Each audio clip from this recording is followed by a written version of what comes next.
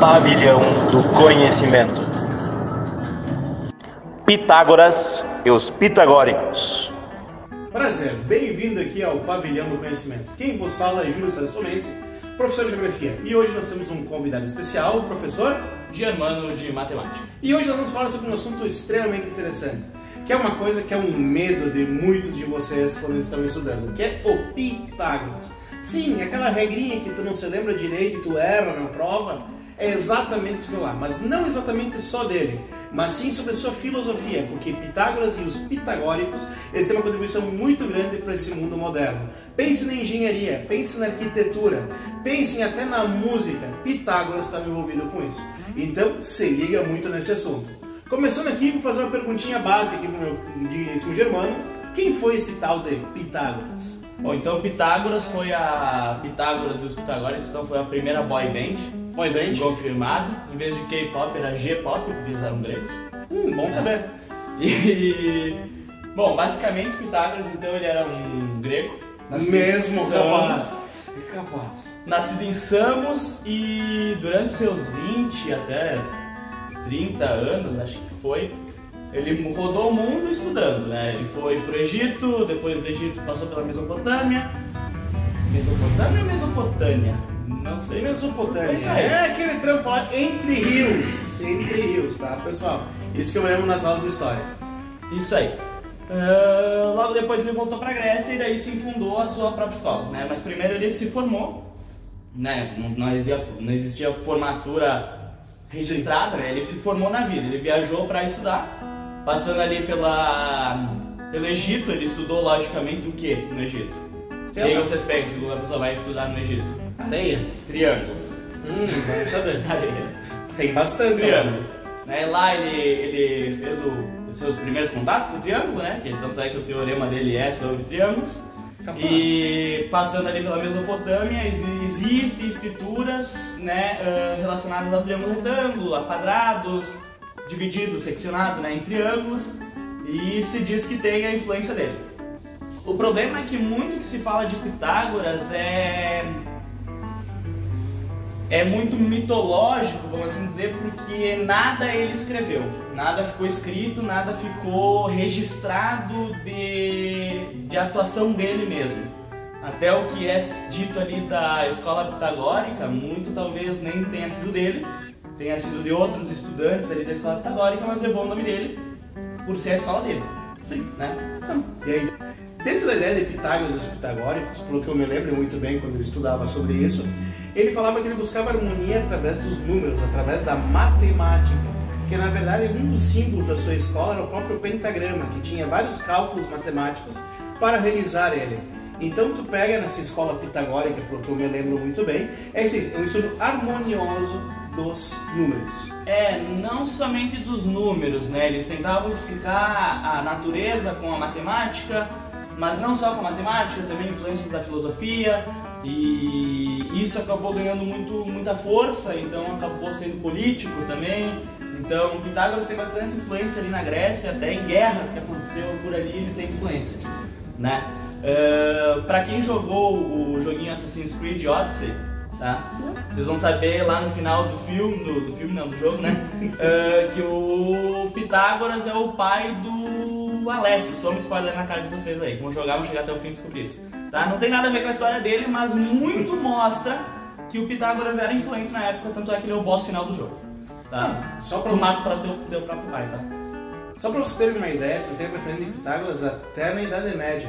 E se algum de vocês já leu o que é o Inferno de Dante, o Dante gostava muito do Pitágoras, até que usou os números pitagóricos para representar o céu, o purgatório e o inferno em sua obra. Então só para ver que sim, uma coisa que vai há muito tempo. E princípios básicos que ele criou são utilizados hoje em dia e são basicamente imutáveis. E que é isso? Ele descobriu uma regra que até hoje ela é aplicada no mundo moderno. Para ver qual que é a importância e qual que foi a inteligência desse cara para repercutir até a atualidade. Isso, muito mito também contado ali sobre os pitagóricos. Disse também que eles eram os primeiros vegetarianos, os primeiros feministas, os primeiros pessoas que tinham muito mais relação com a natureza do que com a sociedade humana em si. Então isso é muito mitológico, não dá pra saber se é verdade, se não é, mas na escola né, pitagórica, sim, era aceito homens, mulheres, estrangeiros, que era diferente do congresso grego, né? Era congresso? Não, isso era congresso? Não, os caras que se reuniam lá na Ágora. Isso, Os caras que se reuniam na Ágora só permitiam homens gregos, né? Com posses que atuassem ali. Já na escola pitagórica, era aceito pessoas diversas, a pessoa só tinha que provar, né, que ela tinha a vontade de conhecer.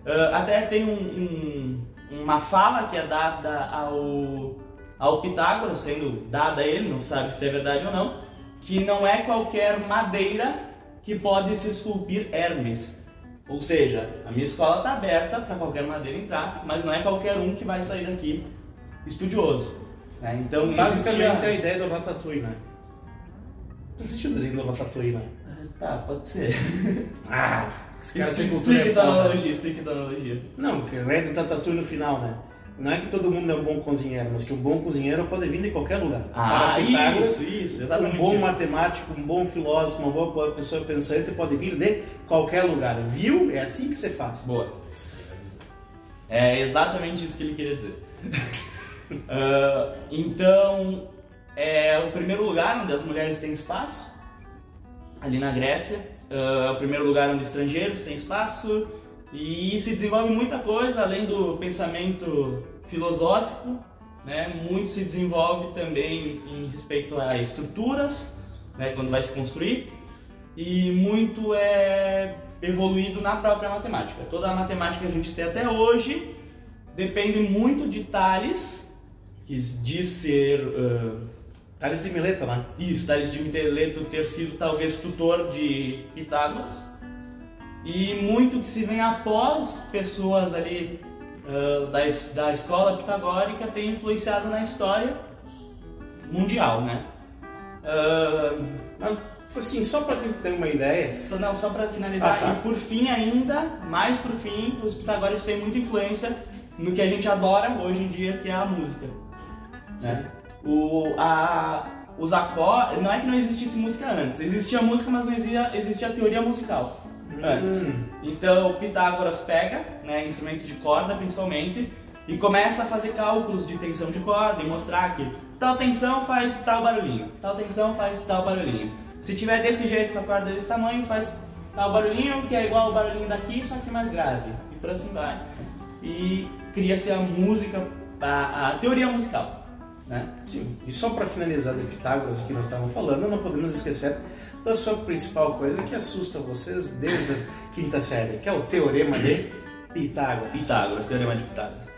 Que é basicamente o quê? Soma dos catetos? Não, o Teorema de Pitágoras era assim, tinha duas ruas, né? Tá. E Pitágoras cortou caminho entre elas. Aí ele quis provar que isso era certo e provou. É isso. Não, tô brincando, não é nada disso. A soma dos quadrados dos catetos é igual ao quadrado da hipotenusa. Isso se aplica somente em triângulos retângulos. Aí tu vai dizer, não vou usar triângulo retângulo pra nada. Tá usando nesse momento. Né? Tipo, qualquer estrutura que for formada em ângulos de 90 graus dá origem a quase tudo que a gente tiver aqui a nosso alcance.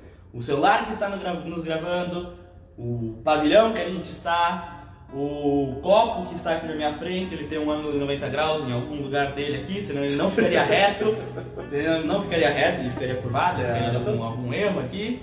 E basicamente, para formar um ângulo reto, né, o pessoal aprende um pouquinho errado, na verdade. Não é que tá no triângulo retângulo, então tem que obedecer a regra. Não, obedece a regra somente os triângulos retângulos. Então ela serve tanto na ida como na volta. O que eu tô falando? Tu pode ter 3 medidas e provar que isso é retângulo. Certo. Isso o próprio pedreiro que faz as construções faz, usando um princípio bem básico que eu já mostro pra vocês. Ou tu pode fazer o contrário. Tu sabe que aquele ângulo é reto, e daí tu faz as medidas e tu sabe qual é a medida da hipotenusa ou dos catetos. Basicamente na escola a gente faz isso. Sabe que é retângulo e mede os lados. Sim. Mas o serviço contrário também funciona. Como é que o pedreiro faz isso? Ele pega um pedaço de corda que ele sabe que tem 3 metros ou 3 centímetros, um pedaço de corda que ele sabe que tem 4, e se ele medir ali na hipotenusa, se tiver 5, ele tem certeza que as 2 paredes que ele mediu estão retas e não vai cair. Pronto. Tá? Isso se aplicou muito no Egito, né? Para construir as pirâmides, usou muito isso. E basicamente hoje em dia a gente tem as construções milenares aí que vão ficar até depois da história humana. Acho que essas pirâmides vão continuar construídas ali.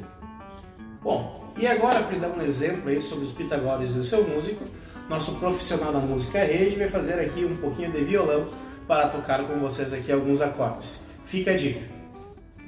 Só para finalizar, cada corda que ele tocar, não é que ela faz aquele movimento, ela só faz assim, tá? Cada corda que ele tocar, para sair o som, ela faz um senoide, um movimento sinuoso.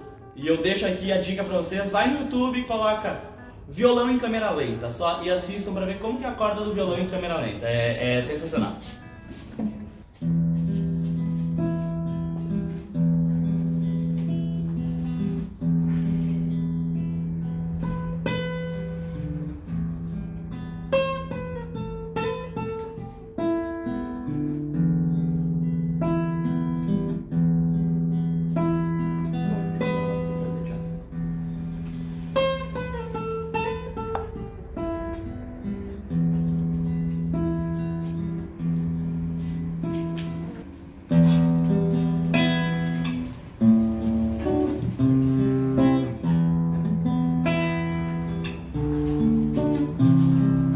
Bom pessoal, espero que tenham gostado desse pavilhão do conhecimento.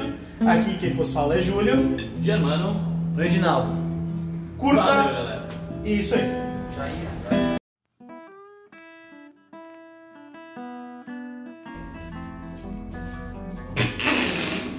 Calma aí, 1, 2, 3, Não, mas isso aí dá pra cortar, né? Não, sim, é por isso. É que eu gostei da delicadeza dele correndo. Deixa lá, não peitão, velho. Tá, 1, 2, 3, então assim.